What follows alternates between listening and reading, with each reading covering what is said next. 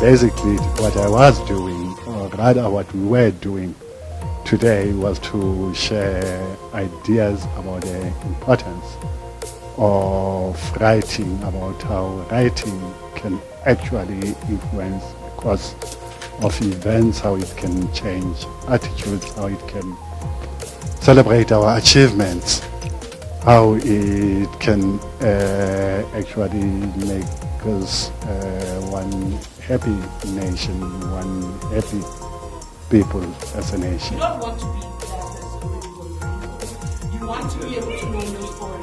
So for me, I think my expectation is to help bridge the gap between analysts and journalists, how we find each other to effectively communicate particular messaging. So I'm hoping to hear what their thought process is and how they want to offer education and information to listeners and find ways to help them bridge that gap and get over that gap so that they can effectively get their message out there. A lot of really smart people are intimidated by the camera, and that prevents them from sharing their knowledge and insights. And today was basically just about teaching them how to better cope, better prepare, and express themselves on television, especially focusing on issues such as, for example, consultancy. When you look at audit work, how do we take what can be very complex language and explain it to the layman, the ordinary South African, so that they too are not left out of what is going on around them.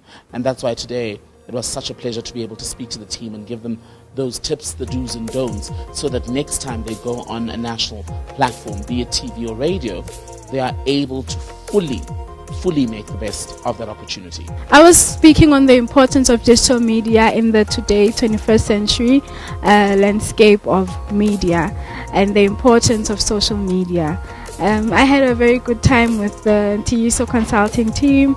It was very interactive and engaging, touching on important aspects of social media, discussing different social media platforms and how individuals can utilize them to benefit their personal brands and the brand of Ntiyiso Consulting. Excellent presentations, quite engaging, especially from CD. I suppose that's a daily bread, but quite informative. I suppose it's one of those where you probably need to have a refresher almost every 6 months. But yeah. What a great and insightful session we've just had. I absolutely enjoyed it. I believe that, my favorite part, I must say, was actually the TV. How to actually conduct yourself in a TV interview. It was quite daunting, I must say. But after going through the whole session, I learned that, as long as you are a subject expert, you know what you're talking about, you shouldn't really have any problems. And it's all about being calm and just knowing your audience and being able to read your audience as well. But the session was actually quite amazing. So we've just been in a media training where we looked at how to write articles, we looked at also how to speak on television, as well as using social media.